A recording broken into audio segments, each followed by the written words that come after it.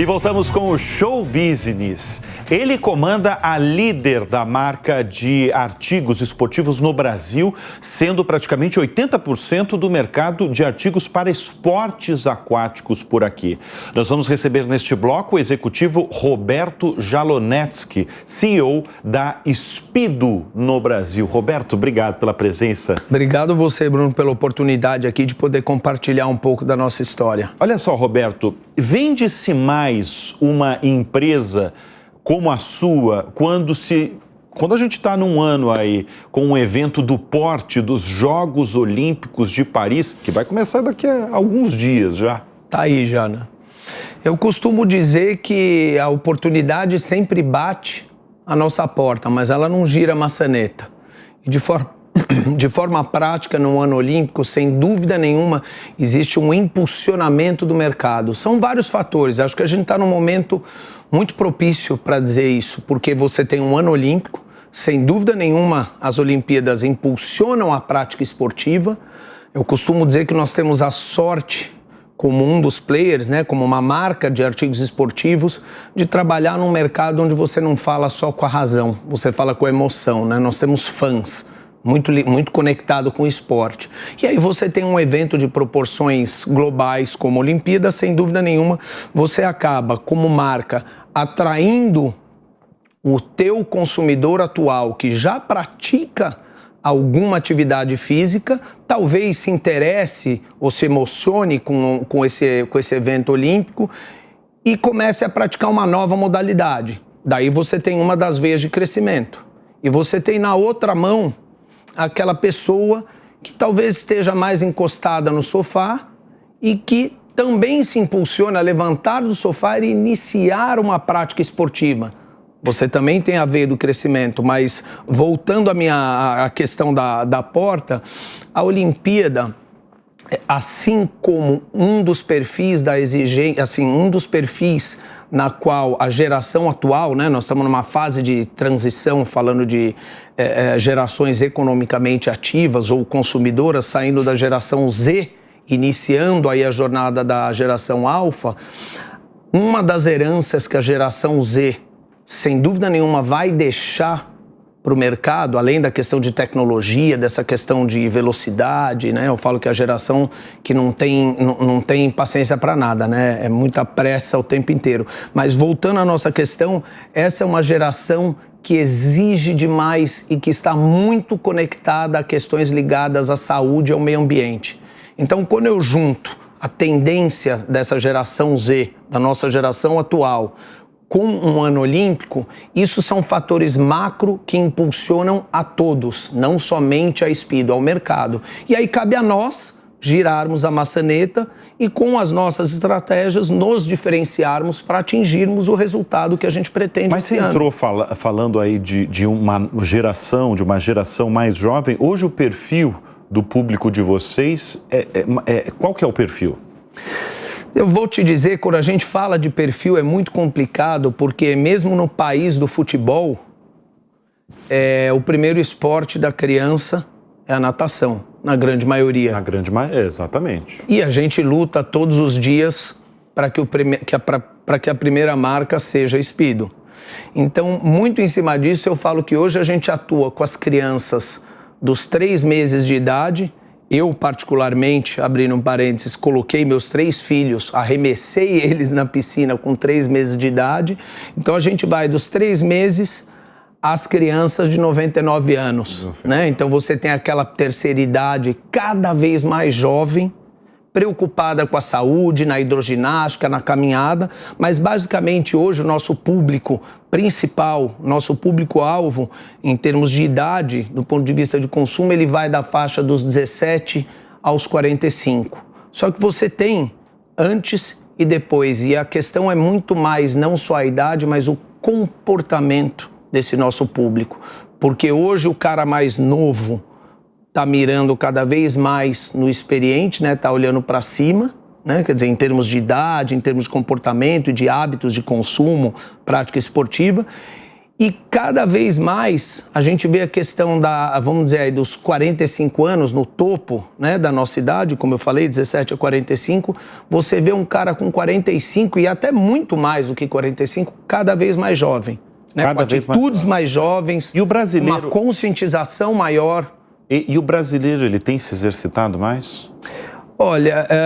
Vocês estão há 46 anos no Brasil. Sim. Você está no comando da empresa há 10 anos. Exatamente. O que mudou nesse período aí? Porque eu imagino, quando você entrou, você pode falar dos 10 anos, mas você sabe o que aconteceu nessas mais de 4 décadas no país, né? Teve muita mudança no mercado, né?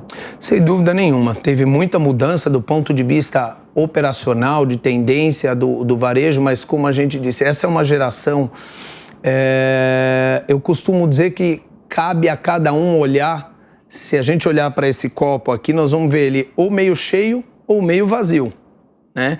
E se a gente olhar, existe uma oportunidade gigantesca no Brasil, porque hoje a gente ainda tem um número muito reduzido de praticantes com frequência de qualquer atividade esportiva, né? Quer dizer, vamos tirar de lado o sedentário, vamos tirar de lado a questão da prática profissional, falando do consumidor do dia a dia, a gente ainda tem muito espaço para crescer, mas eu acredito que na última década foi a década onde mais se evoluiu, onde o brasileiro mais se adequou a práticas saudáveis, não só relacionadas à prática esportiva, que é uma forma de se manter mais saudável, mas de maneira geral a esse guarda-chuva hoje que tanto se fala do ESG, né? Então é um misto de sustentabilidade do planeta, do mundo, do meio ambiente em que a gente vive e do próprio corpo. Então esse número tem crescido muito, né? Quer dizer, o Brasil tem crescido no número de adeptos à prática esportiva a cada ano.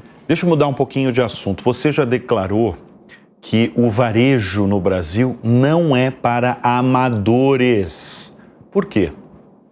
Eu acho que, assim, por essência, talvez a premissa básica para o varejista brasileiro é ser resiliente, né? Quer dizer, consequência do mercado.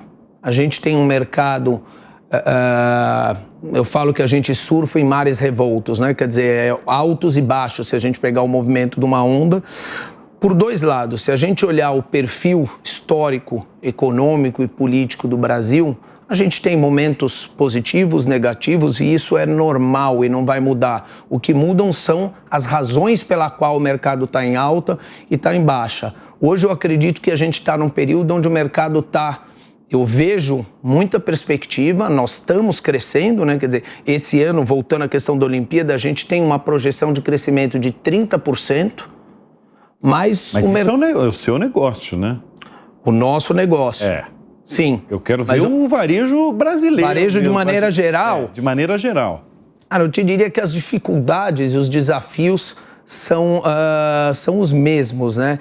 Ele é muito complexo do ponto de vista, se a gente olhar a cadeia de suprimento, ele é muito sensível, né? Veja hoje, a gente tem uma situação onde a gente está com o dólar, né? Vamos falar de hoje. A gente tem um dólar alto, instável, mais alto, isso impacta numa inflação alta, consequentemente, toda a cadeia por trás do varejo, ela fica mais custosa, mais onerosa.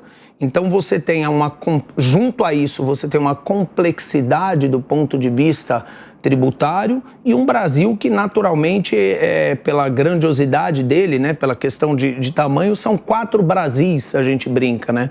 Então, para você conseguir se adaptar do ponto de vista de operação e de perfil de mercado, você tem 4 grandes regiões macro, se a gente dividir em norte, sul, leste e oeste, que é muito complexa.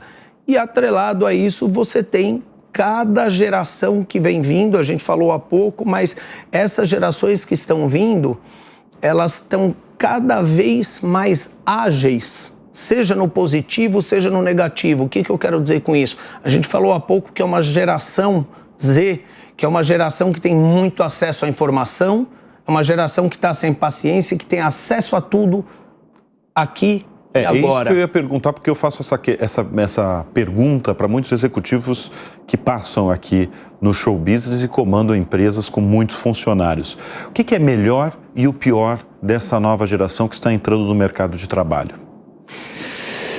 Eu não te diria que tem pior, tem ponto melhor, porque é uma geração, sem dúvida nenhuma, que faz com que as marcas e as empresas se reinventem a cada dia. E aí, quando a gente fala em reinvenção, não tem como você se reinventar na velocidade que essa geração atual exige, se você, enquanto marca ou enquanto corporação, em primeiro, você só consegue se reinventar se você se conhecer, concorda? Você não consegue mudar ou transformar algo que você não conheça.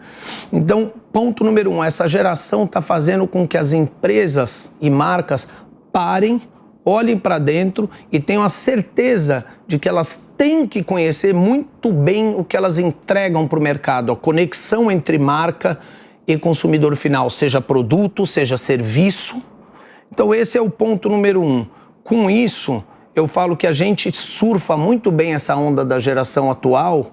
Por isso que eu falo que só tem pontos positivos, porque a geração atual está exigindo cada vez mais das marcas, né? O poder mudou um pouco de mão. Antigamente, quando a gente falava, vamos voltar bastante tempo, vamos falar da era industrial, revolução industrial, a gente falava de produto e preço. Era uma coisa muito mais commodity e onde a força estava na indústria. Hoje eu vou te falar que é uma geração que produto e preço, claro que importa se a gente olhar no dia a dia. Mas tem muitos outros pontos. Nós estamos falando de marca e de posicionamento, basicamente marca. Então com isso a gente leva uma grande vantagem, porque eu já herdei essa herança e a gente traz isso até hoje. Ou seja, a Speedo no Brasil tem historicamente um movimento de investir cerca de 10 a 12% do resultado da companhia em pesquisa e desenvolvimento, voltada para o hábito do consumidor. Então essa geração faz com que a gente se reinvente. É evidente que outras empresas dos mais variados setores têm uma área ali de pesquisa para saber como é que está indo, em que rumo está indo a sociedade, o que as pessoas estão buscando. Dessa área de pesquisa que vocês têm dentro da empresa, o que está vindo aí de novo? O que vocês identificam? Dia de hoje, viu, Roberto? Vamos lá, vamos tirar alguns exemplos muito frescos. Isso. Da Cartola aqui.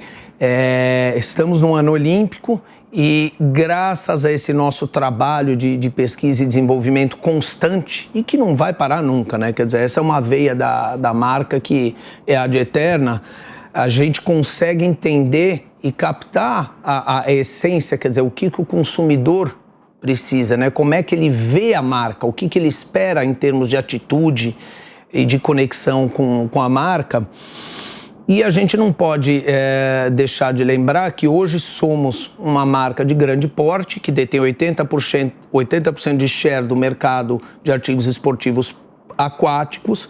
Então você toma uma proporção enquanto companhia num determinado momento que muitas vezes tem um ponto negativo, um revés, no sentido de você não poder se mexer na velocidade que o teu consumidor exige. O que a gente fez recentemente e lançamos agora, propositalmente, num ano olímpico, nós criamos o Speedo Concept.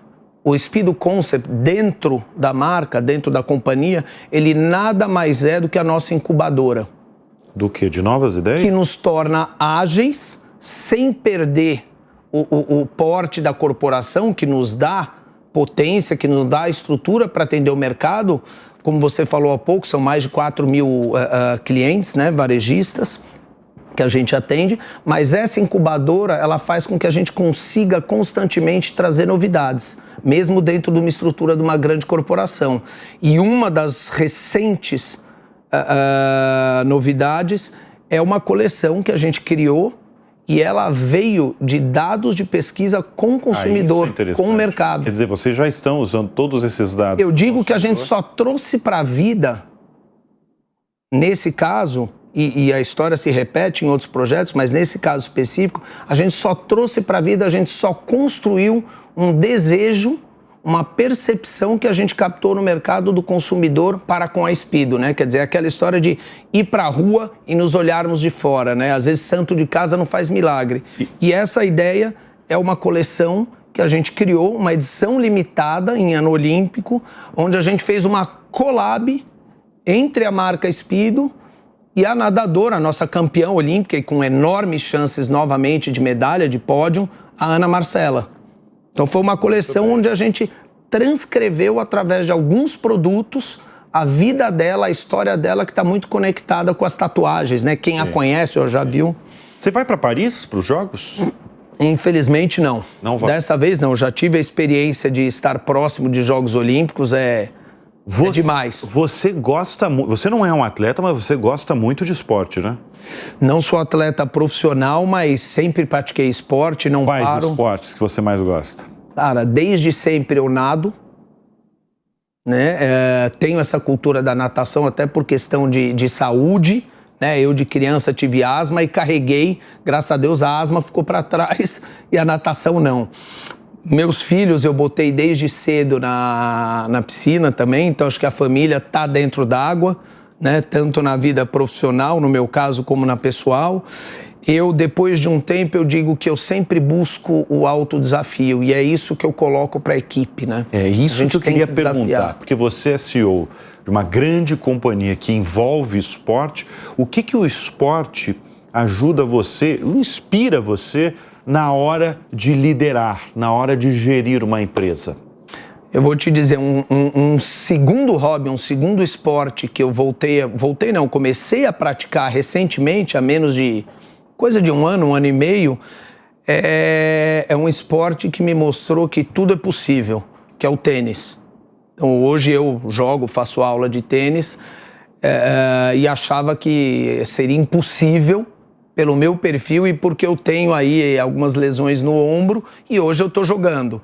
Mas basicamente o esporte deveria servir como lição para qualquer executivo, para qualquer empresário no Brasil ou no mundo, porque eu acho que o esporte ele está muito ligado à disciplina, à resiliência e aquela velha história que vira e mexe no dia a dia a gente fala, e é uma coisa que eu passo muito para meus filhos também, para todo o time na qual eu faço parte, que é não existe exército de um homem só. Então, no final do dia, a gente está numa era muito conectada com tecnologia, mas já diz aí, né, o recém-lançado livro do Philip Kotler, né, a extensão dos 4 Ps, o livro dele trata exatamente disso, é H to H, né, quer dizer, H para H, humanos para humanos. Nós estamos vivendo uma fase muito humanizada. E quem não vive deveria começar a repensar, quer dizer, você tem tecnologia que impulsiona, mas é uma fase muito humanizada e o esporte traz muito isso, né? Quer dizer, no final do dia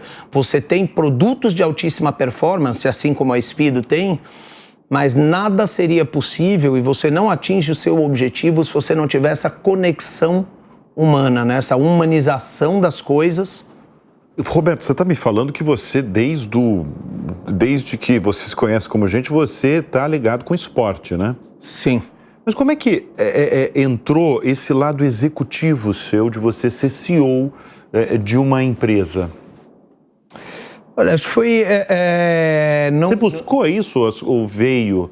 Ou os caminhos meio que se abriram e veio essa oportunidade para você? Eu falo que eu sou um cara desde pequeno que vive de paixão, né? O meu primeiro estágio, quando eu precisava aprender alguma coisa, eu me baseei na minha paixão, que é uma das minhas paixões e dos meus hobbies até hoje, que é música. E até hoje eu sigo isso. Então eu acho que é um pouco do acaso, mas é um pouco de fazer o que você gosta com paixão.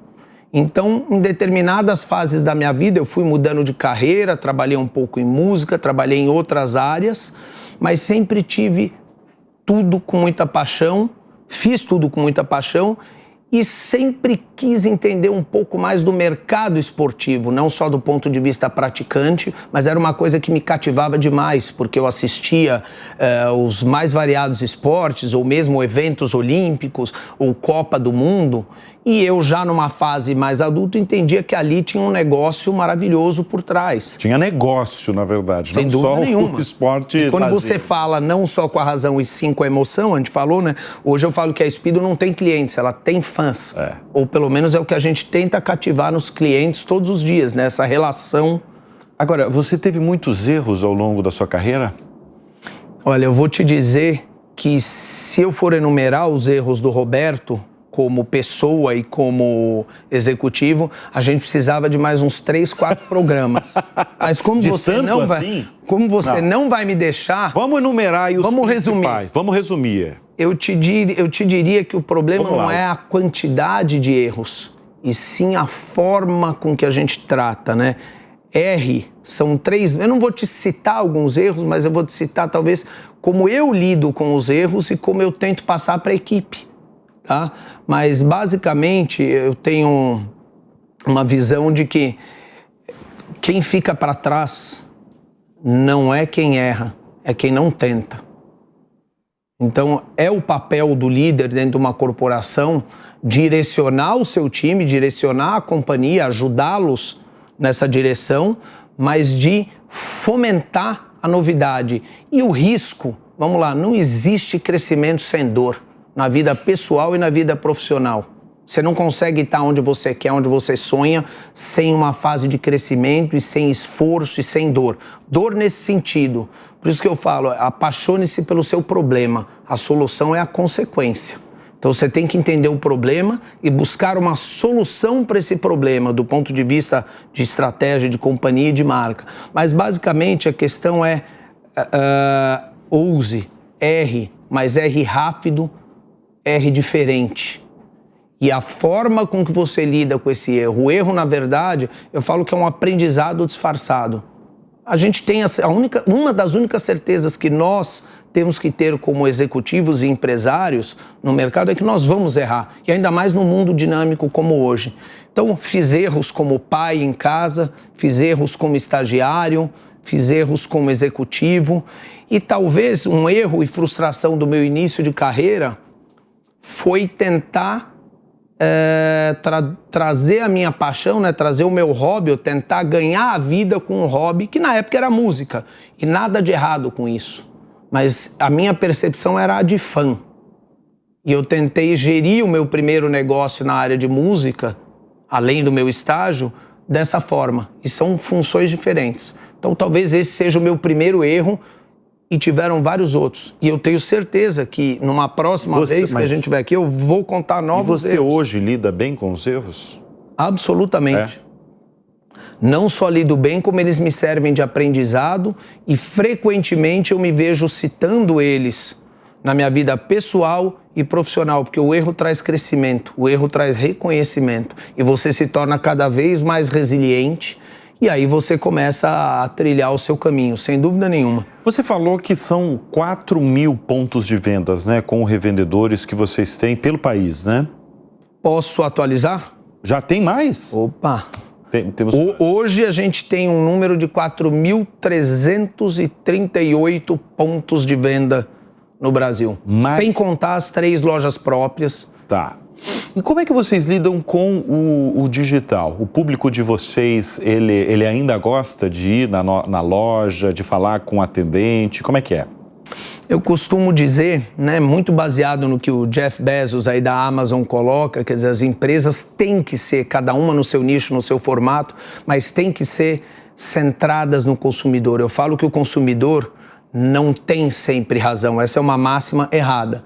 Ele é a razão de existir de qualquer empresa. Então, tendo esse foco no consumidor, eu vou te colocar 2 situações que eu acho que explicam muito bem isso, e acredito que deve ser muito parecido em outros setores. Mas pegando 2 exemplos da Speedo no Brasil.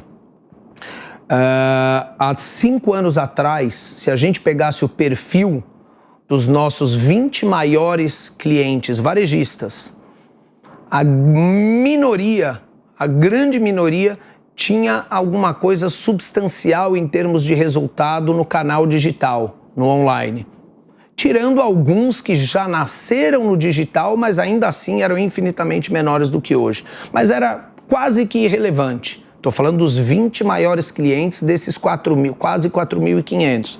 Passados somente 5 anos dessa carteira, que não mudou muito do ponto de vista de CNPJ de cliente, 70% do resultado desses mesmos clientes da marca Speedo vem do digital hoje. Quanto? 70% do resultado é muito relevante. Desses 20 clientes, obviamente que você tem altos e baixos, mas se a gente pegar o bloco, né, pegar como um todo, não vai diferir muito. E no caso da Speedo, não é uma estratégia digital ou uma estratégia para o varejo físico. Não existe o físico e o digital, existe onde o consumidor está, né? Quer dizer, hoje muito se fala no omnichannel, mas a verdade é essa. O varejo não vai morrer o físico e nascer o digital. São ciclos, são inovações e complementações. Quantas vezes hoje a gente não vê um jovem pesquisar na internet, experimentar no shopping, comprar no celular enquanto ele almoça para receber em casa? Então não tem essa. São papéis diferentes. E na própria Speedo, se a gente olhar 24 contra 23, a gente tem uma perspectiva enorme, mas já vem de números extremamente positivos. Em 2023, a marca Speedo no varejo digital, comparando o canal digital e físico, né, varejo Speedo, nós crescemos 52% no digital. É um crescimento muito relevante mesmo. Agora, você ao longo desse bloco falou muito das novas gerações, dos jovens. Todo esse seu conhecimento em relação aos jovens vem da convivência, evidentemente, dos seus 3 filhos, ou não? Sem dúvida nenhuma, eu aprendo absolutamente todo dia, né? Quer dizer, muitas vezes a gente tem papos de pai, né? O que você ensina para os teus filhos e por aí vai. E eu costumo dizer que, na verdade, quem mais me ensina são eles, né? Quer dizer, na posição de pai, muitas vezes a gente enxerga isso, mas eles não só me ensinam e me inspiram diariamente. E naturalmente, por essa vertente pessoal minha como executivo, eu acho que foi uma das coisas que mais fez a conexão entre marca e executivo funcionarem tão bem, né, olhando aí para esses meus últimos 10 anos, é a questão de estudo, pesquisa e desenvolvimento. Eu sou um eterno estudante. Então eu estou sempre estudando e não tem como ser diferente. Assim como a marca na qual hoje eu trabalho e faço parte, tem esse DNA de pesquisa e desenvolvimento. Então eu estudo muito o hábito do consumidor e essas novas gerações. E não dá para parar, porque a hora que você chegar a uma conclusão, está chegando a nova geração, né? E dizem aí que a nova geração, a geração alfa, vai ser, em termos de população, de volume, a maior geração da história, com aproximadamente, hoje nós estamos falando de uma geração alfa de 10 a 14 anos, né? Hoje é uma geração que vai chegar a um número de economicamente ativos 2 bilhões de pessoas. Muito bem. Não tem como não entender e não trabalhar isso. E não está todo dia ali se atualizando o que esse povo todo deseja, né, Roberto? No final do dia, como a gente disse, é tudo uma questão de pessoas. A inteligência artificial, uma das tecnologias que tem vindo, ela ajuda, ela propicia, ela fomenta e ela melhora.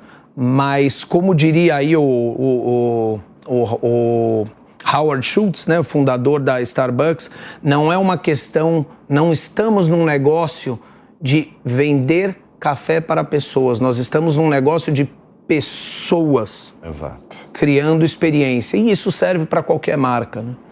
Muito bem, nós recebemos neste bloco Roberto Jalonetsky, CEO da Speedo no Brasil. Obrigado pela presença aqui. Obrigado você pela oportunidade, espero poder voltar em breve com mais novidades. Mais novidade, traga mais novidades. E erros, aí. Aprendizados disfarçados de erros. Exatamente, erros. Erros confessáveis e erros que você aprende toda hora, né, Roberto? Sem dúvida nenhuma. Obrigado mais uma vez. O Show Business vai ficando por aqui. Obrigado sempre pela sua audiência, pela sua companhia. A gente volta na semana que vem. Até lá. Tchau.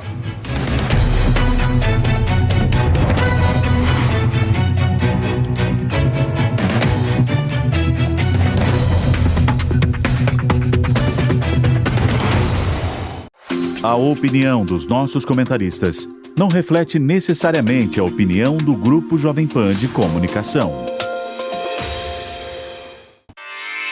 Realização Jovem Pan News.